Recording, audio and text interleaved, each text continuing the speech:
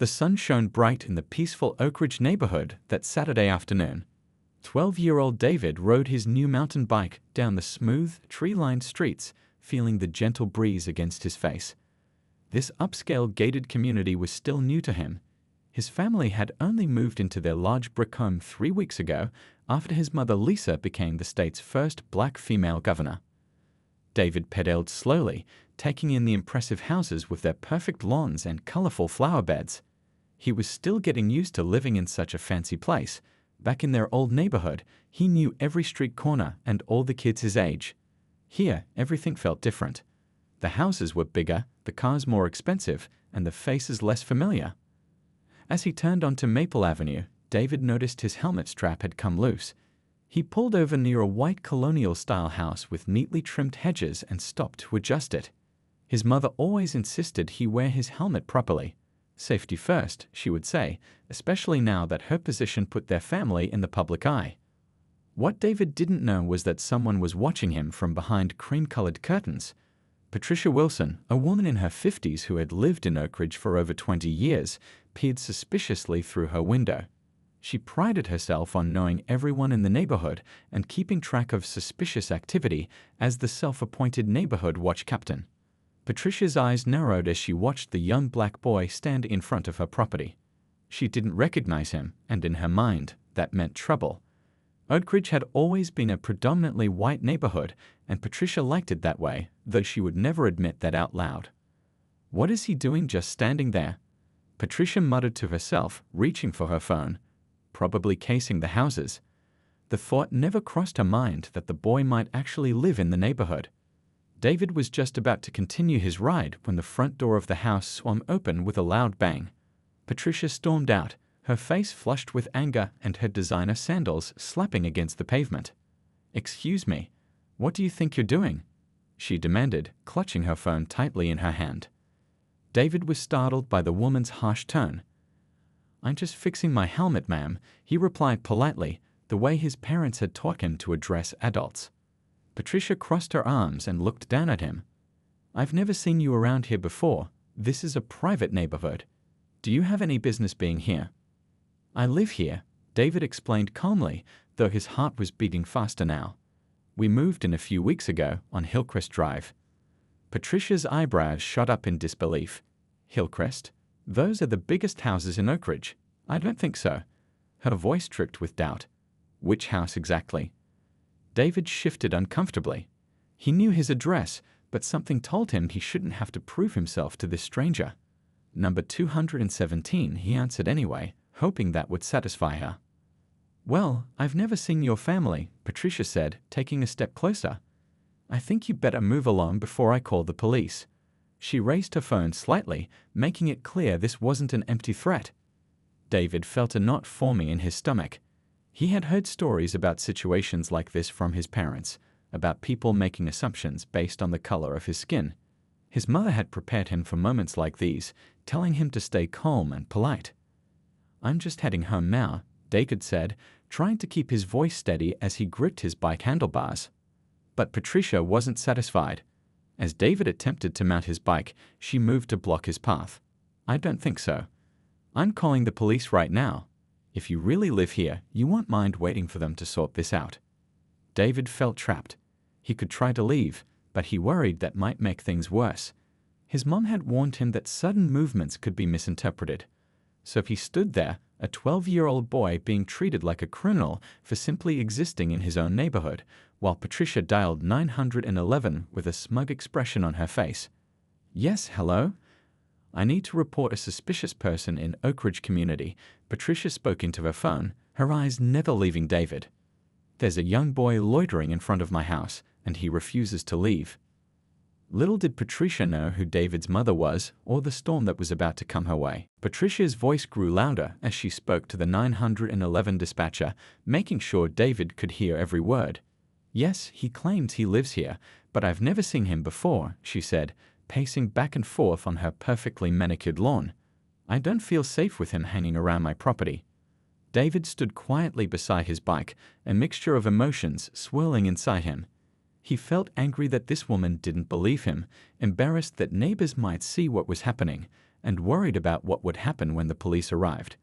His mom had many conversations with him about how to act if he ever found himself in a situation like this. "Stay calm," she had told him. "Don't raise your voice, don't make sudden movements, and always keep your hands where they can be seen." So David stood still, his hands resting visibly on his bike handlebars, watching as Patricia dramatically described him as suspicious and refusing to leave to whoever was on the other end of the call. "I'm just trying to go home," David said softly when Patricia finally ended her call. "I wasn't doing anything wrong." Patricia crossed her arms and looked down at him. "If you really live here, then why haven't I seen you before? I know everyone in this neighborhood." "We just moved in 3 weeks ago," David explained again, trying to keep his voice steady. "My mom's really busy with her new job, so we haven't had time to meet many neighbors yet." "And what exactly does your mother do that keeps her so busy?" Patricia asked with a sarcastic tone, clearly not believing him. David hesitated. His mother had told him not to tell strangers about her position unless necessary. People treated them differently once they knew. Some wanted favors, others wanted photos, and some just became awkward and uncomfortable. "She works for the state government," David answered simply. Patricia let out a short laugh. "Right, and I'm the Queen of England." She glanced down the street. "The police will be here soon. Then we'll sort this all out." As if on cue, the sound of sirens grew in the distance. David's heart sank. He had never been in trouble with the police before, and the thought scared him. Would they believe him? Would they call his mom? Would this end up in the news somehow? 2 police cars turned onto the street, their lights flashing but sirens now off. They'd pulled up to the curb, and 2 officers stepped out. One was a tall man with a serious expression, and the other was a shorter woman with her hair pulled back in a tight bun. Finally, Patricia said under her breath, straightening her posture and putting on what David recognized as a customer service smile. The male officer approached them first. "Good afternoon. I'm Officer Thomas. What seems to be the problem here?" Before David could speak, Patricia jumped in. "I found this boy loitering in front of my house," she said, gesturing toward David. "When I asked what he was doing, he gave me some story about living on Hillcrest Drive, but I've never seen him or his family before. I've lived here for 20 years and know all the homeowners." Officer Thomas turned to look at David, his expression unreadable. "Is that true, young man? Do you live in this neighborhood?" "Yes, sir," David replied, remembering to be respectful just as his parents had taught him. "We moved into 217 Hillcrest Drive 3 weeks ago. I was just riding my bike and stopped to fix my helmet when this lady came out and started questioning me." The female officer had been standing back, observing the scene. Now she stepped forward. "What's your name?" she asked David. "David Johnson, ma'am." A flash of recognition crossed her face, but she kept her expression professional. "And your mother's name?" "Lisa Johnson," David answered. Officer Thomas and his partner exchanged a quick glance.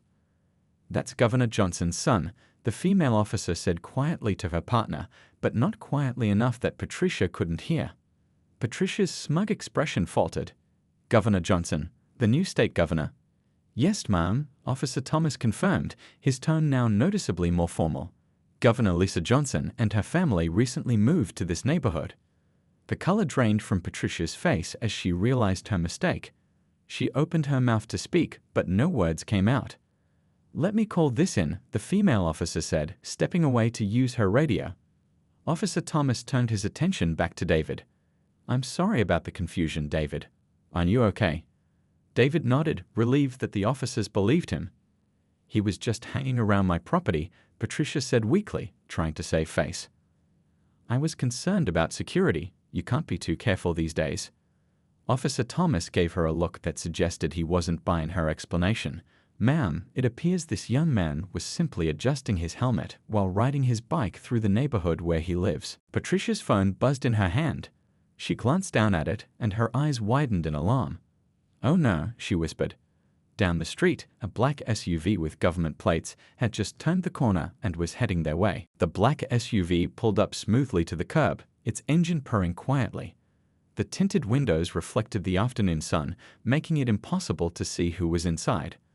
Officer Thomas straightened his uniform reflexively while his partner returned to his side, her face serious. Patricia swallowed hard as two men in dark suits stepped out of the front of the vehicle. They surveyed the scene with practiced efficiency before one opened the rear passenger door. Lisa Johnson, the first black female governor in the state's history, emerged from the SUV. Even in casual weekend clothes, jeans, a light blue blouse, and a blazer, she carried herself with unmistakable authority. Her face was a careful mask of calm, but her eyes held intense focus as she spotted her son standing next to his bike. "Mom," David said, relief washing over his face. Governor Johnson walked directly to her son, placing a protective hand on his shoulder. "Are you okay?" she asked quietly, searching his face. "I'm fine," David nodded, though the slight tremble in his voice suggested otherwise. Only after assuring herself that her son was unharmed did Governor Johnson turn to address the officers. "Officer Thomas, Officer Rivera," she greeted them by name, having met them during a community safety briefing shortly after taking office. "Would one of you mind explaining what's happening here?" Officer Thomas stepped forward. "Governor Johnson, we received a call about a suspicious person in the neighborhood. When we arrived, we found your son being questioned by this resident." He gestured toward Patricia, who had gone pale. Patricia stood frozen, her mouth slightly open, as the realization of what she had done sank in. She was face to face with the highest-ranking official in the state, the woman whose son she had just reported to the police for simply existing in his own neighborhood. "I see," Governor Johnson said, her voice measured. She turned to Patricia. "And you are?" Patricia Wilson," she stammered. "I didn't know. I was just concerned about—" "About what exactly?" Governor Johnson asked. Her tone wasn't angry, which somehow made it more intimidating. "What was my son doing that concerned you enough to call the police?" Patricia clutched her phone tightly. "He was just standing there. I didn't recognize him, and I thought, we don't usually have—" "I didn't know he lived here." "You didn't know he lived here," Governor Johnson repeated. "So you assumed he didn't belong." By now, several neighbors had noticed the commotion. A few had stepped outside to watch from their driveways. Others peered through windows. One man was recording the scene on his phone. "Governor, would you like us to take any further action?" Officer Rivera asked. Governor Johnson considered the question while looking at Patricia. "No, I don't think that will be necessary." She turned back to the officers. "Thank you both for responding and for treating my son with respect." Patricia, sensing an opportunity to salvage the situation, took a step forward. "Governor Johnson, I want to apologize. It was all a misunderstanding. I'm actually the neighborhood watch coordinator, and I take safety very seriously. If I had known who your son was—" "That's precisely the problem, isn't it?" Governor Johnson interrupted calmly. "You shouldn't need to know who my son is to treat him with basic dignity and respect. Would you have called the police on a white child adjusting their helmet on this same sidewalk?" The question hung in the air. Patricia opened her mouth to respond, then closed it again. One of the neighbors who had been watching stepped forward, an older white man with gray hair. "She wouldn't have," he said. "My grandson rides his bike here all the time." Patricia waves to him. Patricia shot him a betrayed look. Governor Johnson nodded. "I moved my family to this neighborhood because it's supposed to be safe. But safety means something different when you're worried about your child being seen as a threat simply because of the color of his skin." She looked around at the gathered neighbors, her voice carrying clearly in the quiet street. "This isn't just about my son or me. This is about who we are as a community. What happened today happens to black children and adults across this state every day. People questioned, suspected, and made to feel unwelcome in their own communities." Patricia stood uncomfortably under the collective gaze of her neighbors, the officers, and the governor herself. "Mom," David said quietly, tugging at his mother's sleeve, "can we just go home now?" Governor Johnson's expression softened as she looked at her son. "Yes, we can." She turned to the officers one last time. "Thank you again for your professionalism." As they prepared to leave, Governor Johnson addressed Patricia one final time. "Ms. Wilson, I hope this can be a learning moment for all of us. My door is always open if you'd like to have a real conversation about making this neighborhood truly safe for everyone." By dinner time, video clips of the confrontation were already spreading across social media. Someone had captured Governor Johnson's calm but powerful words to Patricia, and the footage was being shared thousands of times with comments like, "Governor Mom stands up for her son," and "Karen meets her match." Inside the Johnson family's spacious kitchen, David sat at the island counter, pushing pasta around his plate without much appetite. His father, Michael, a professor at the state university, was making fresh lemonade while trying to keep the conversation light. "So besides the incident, how was the bike ride? Did you get to explore the neighborhood?" Michael asked, sliding a glass of lemonade toward his son. David shrugged. "It was okay, I guess. The streets are nice for riding." He paused, then looked up at his father. "Dad, why did that lady think I was doing something wrong?" Michael exchanged a glance with Lisa, who was leaning against the counter, still dressed in the same clothes from earlier. She nodded slightly, encouraging him to answer. "Son," Michael began, pulling up a stool to sit beside David, "what happened today wasn't about anything you did wrong. It was about assumptions some people make based on what others look like." "Because I'm black?" David asked directly. "Yes," Lisa answered, joining them at the counter. "Some people see black children and automatically think they don't belong in certain neighborhoods or that they're up to no good. It's called profiling, and it happens every day to people who look like us." David was quiet for a moment. "But you're the governor. Doesn't that mean anything?" Lisa sighed and put her arm around her son's shoulders. "My position didn't matter until after she called the police. That's part of what makes this so important to talk about. No one should have to be a governor's child to be treated with basic respect." The family's conversation was interrupted by Lisa's phone buzzing. Her chief of staff, Ben, was calling. "I need to take this," she said, stepping into her home office. "Governor," Ben's voice came through immediately. "I'm sure you're aware the video is everywhere. All the major news outlets are asking for statements. How do you want to handle this?" Lisa closed her eyes briefly. Part of her just wanted to protect her son's privacy and put this incident behind them. But she also recognized an opportunity to address a larger issue affecting May families across the state. "Schedule a press conference for tomorrow morning," she decided. "Make it clear I'll be speaking both as a mother and as governor. And Ben, find out if there have been other incidents like this in Oak Ridge. I want the full picture." After ending the call, Lisa returned to the kitchen to find Michael helping David with his homework. The sight warmed her heart despite the difficult day. "Everything okay?" Michael asked. "The video's gone viral," Lisa explained. "I'm holding a press conference tomorrow." Michael nodded. "Are you going to mention Patricia by name?" "No," Lisa said firmly. "This isn't about punishing one person, it's about addressing a pattern." Later that evening, as David was getting ready for bed, he called his mom into his room. "What is it, honey?" she asked, sitting on the edge of his bed. "I've been thinking," David said, his young face serious. "Would it be okay if I came to your press conference tomorrow?" Lisa was surprised. "You want to come? Are you sure?" David nodded. "I want to stand with you. Maybe if people see me, they'll understand better." Lisa felt a surge of pride mixed with a mother's protective instinct. "It's up to you, but you don't have to do this." "I know," David said, "but I want to. Maybe it will help other kids like me." Across town, Patricia Wilson sat alone in her living room, the TV muted as news stations replayed the video of her confrontation with the governor. Her phone had been ringing nonstop with calls from reporters, and her social media accounts were flooded with angry messages. Some neighbors she'd known for years had sent texts expressing their disappointment in her actions. For the first time, Patricia was seeing herself through others' eyes, and the image wasn't flattering. She picked up her phone and began typing an email to the governor's public contact address.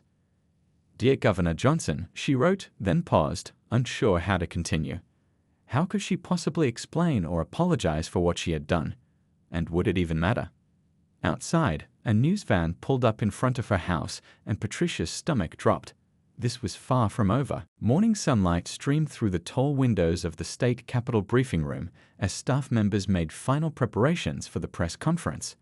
Camera crews adjusted their equipment while reporters chatted in hushed tones, the room buzzing with anticipation. This wasn't just any press conference. It had been hastily arranged in response to a video that had reached over 2 million views overnight. Lisa stood backstage, reviewing her notes one last time.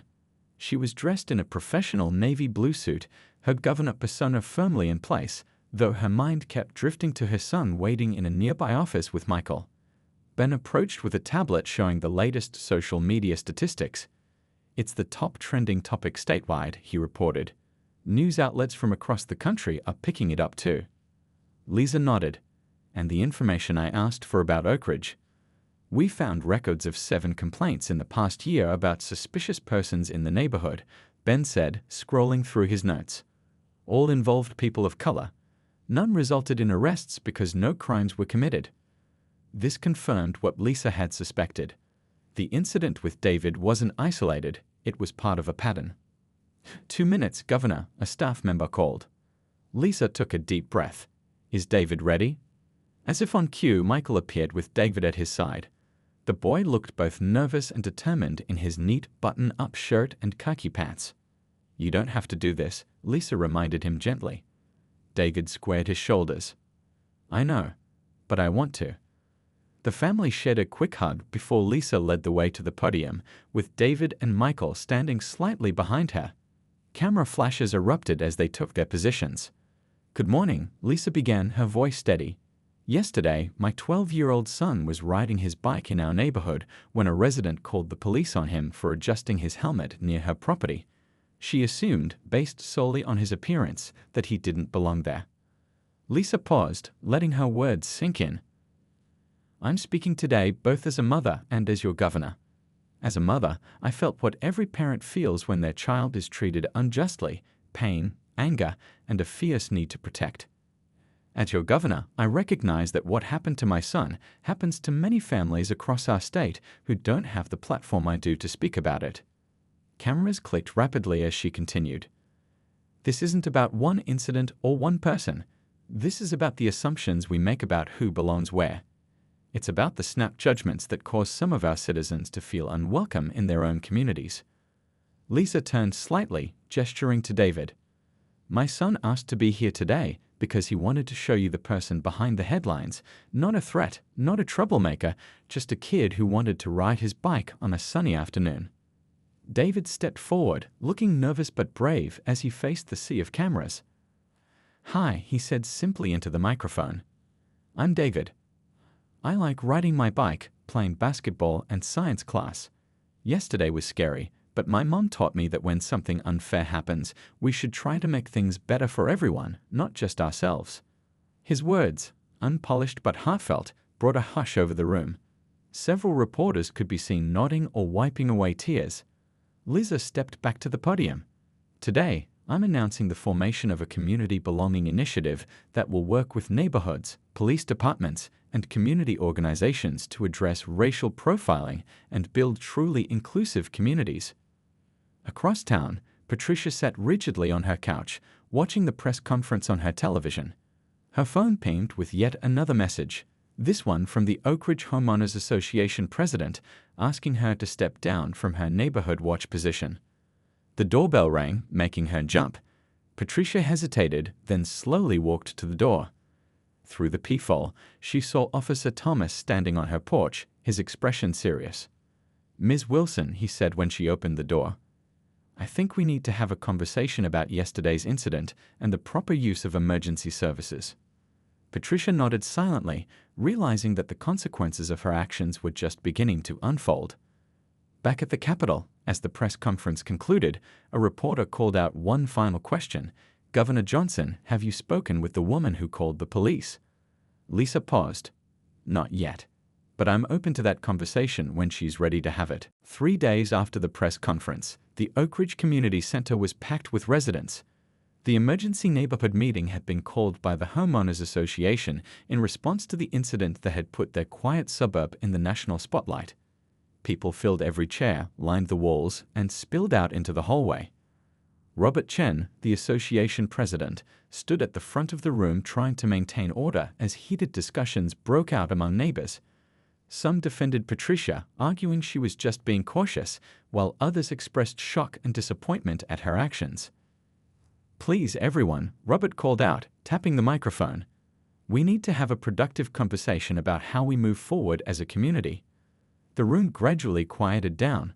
In the back row, Patricia sat alone, her face tight with tension. She had barely left her house since the incident, facing angry messages online and reporters camping outside her door. Today was the first time she'd faced her neighbors directly. As you all know, Robert continued, our community has received unwanted attention after an incident involving Governor Johnson's son. We're here to discuss how we can ensure Oak Ridge is welcoming to all residents and to review our neighborhood watch protocols. A middle-aged black woman stood up. I've lived here for 8 years, and I can't tell you how many times people have asked me if I'm visiting or working in the neighborhood. My husband gets followed by security when he jogs in the evenings. What happened to the governor's son isn't new. It's just that now someone important enough was affected that people are paying attention. Murmurs spread through the crowd as several other residents of color nodded in agreement. An older white man raised his hand. I had no idea this was happening. I always thought Oak Ridge was friendly to everyone. That's part of the problem, another resident called out. Many of us don't see what our neighbors experience every day. Near the front, Officer Thomas stood up. The room quieted immediately. As a police officer, I want to address something important, he said. When you call 911 about a suspicious person who is simply existing in a public space, you're not just wasting police resources, you're potentially putting someone in danger. We're trained to respond to threats, and coming into a situation expecting a threat can escalate things unnecessarily. His words hung in the air as people absorbed their weight. Robert nodded in agreement, which brings us to our next agenda item.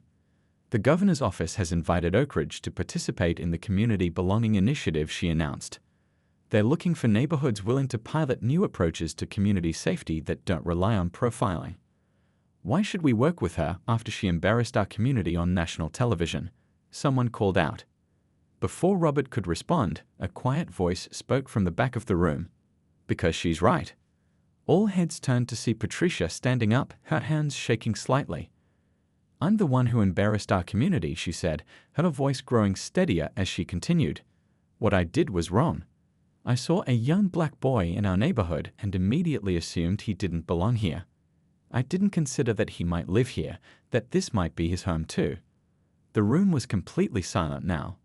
Yesterday, I met with Officer Thomas to discuss the improper use of emergency services, Patricia continued. And tomorrow, I have an appointment at the governor's office. Not to make excuses, but to listen and learn how I can do better. She took a deep breath. I've been the Neighborhood Watch Coordinator for 15 years. Today, I'm stepping down from that position. But before I go, I want to apologize to all of you, especially to those I've made feel unwelcome in their own neighborhood without even realizing it. As Patricia sat down, the room remained quiet for a moment. Then, the black woman who had spoken earlier walked across the room and sat down next to Patricia. That took courage, she said, loud enough for others to hear. I'm Diane. I live on Maple Street. Maybe we could talk sometime. Patricia nodded, tears in her eyes. I'd like that. Robert cleared his throat, visibly moved. I think this is exactly the kind of conversation we need to be having.